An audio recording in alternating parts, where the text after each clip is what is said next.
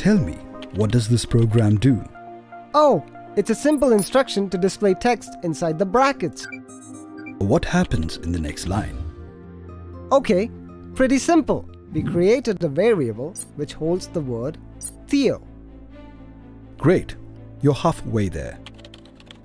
So does this thing ring a bell in your mind? Again, it's a variable which holds a message in it.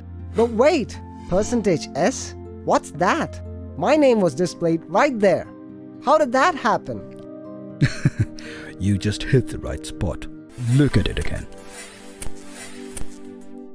Okay, this makes it slightly easy. The print command, it's obvious. With this, we ask Mr. Python to display the message. 1 down.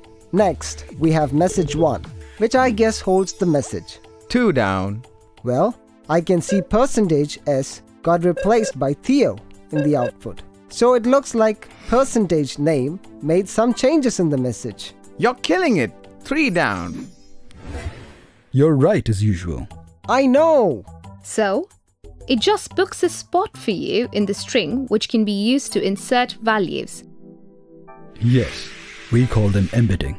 So, in the program, %name just asked Mr. Python to replace %s with Theo.